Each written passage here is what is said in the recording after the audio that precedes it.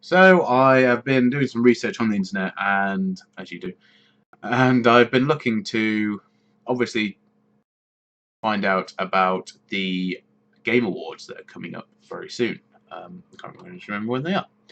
Coming up in December, anyway, start of December time. And there's a lot of awards going for this year, including the fabled Game of the Year, which is is going to be pretty tightly run, I've got to say. But I just wanted to give some of my predictions for the categories and who's been nominated and who I think will win it. So I'm just going to go through some of the or some of the ones that I have the most experience with.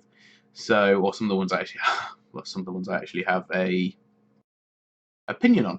So we're going to start off with Game of the Year. Now, well, there's Game of the Year and Developer of the Year.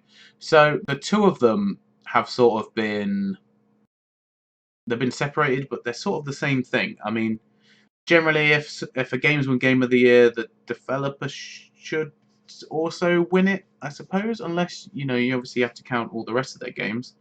So, anyway, so the contenders for Game of the Year are Bloodborne, that came out for the PlayStation 4, purely for the PlayStation 4, I believe. So that's quite an interesting one. Fallout 4, Metal Gear Solid 5, Super Mario Maker for Nintendo. I don't know even know how that got there, but anyway. And The Witcher 3 Wild Hunt. And obviously the developers for each of the representative games are in the Developer of the Year. So in my opinion, who is going to win Game of the Year? I've found this really difficult, really, to decide. I think Metal Gear Solid 5 will win Game of the Year. Who do I want to win? I want Fallout 4 to win. I've made that point pretty clear on previous video anyway. And I think that the black horse of all this will be The Witcher 3. The Developer of the Year, I can't really decide on that one. I mean, you've got Kojima Productions, Project Red. I think it's going to be between one of those two. I can't see Bethesda getting it as Developer of the Year. I just don't at all. And I think Bloodborne and Super Mario Maker will be at the bottom if they do a sort of top 5 on there. There is the Best Mobile Handheld Game. Now, the only one out of this list, there's Downwell, Fallout Shelter, Lara Croft Go, Monster Hunter 4, which actually might be interesting, and Pac-Man 256. I've only played Fallout. I really enjoyed it. It's the only mobile game I played off that list. For that reason, I'd want that one to win. Not that it particularly matters to me at all. So another interesting one is the Best Art Direction. So we've got the Batman Arkham Knight game, Bloodborne, Metal Gear Solid 5, Ori and the Blind Forest, made by Moon Studios and Microsoft apparently, and The Witcher 3.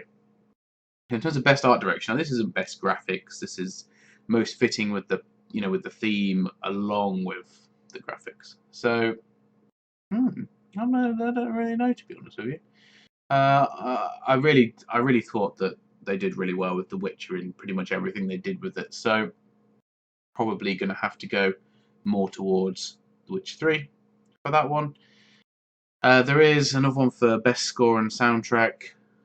I'll be honest with you, there's been some great songs that Fallout 4 have used, but I think they've recycled too many from Fallout 3, personally. And I'm just trying to see if there's any other ones on here that I actually have an opinion on. Okay. Yeah, there's one more. Best role-playing game. What's going to win that? Pillars of Eternity's in there, which I've heard some really good things about, and Undertale, which I've not.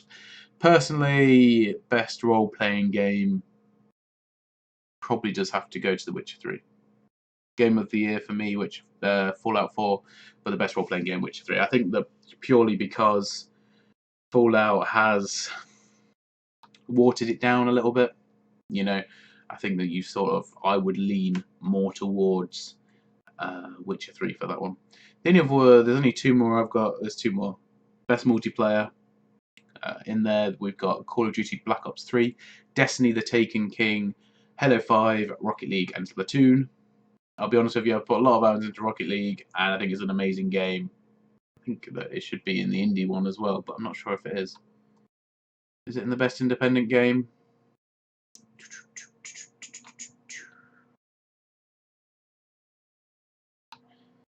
No, it's really far up here.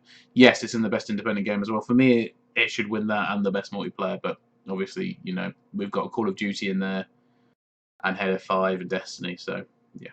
Although it's Destiny the Taken King edition or expansion, it's not the base game. So, and then there's most anticipated game, which is Horizon Zero Dawn, No Man's Sky, Quantum Break, The Last Guardian, Uncharted 4. For me, it's got to be The Last Guardian. I really looking forward to playing that game when it comes out, and we'll just have to see where it goes from there. But yeah, for me, that's my predictions. Oh, and I've just read that it's going to be on the 3rd of December, so just over a week's time, and all these questions will be settled.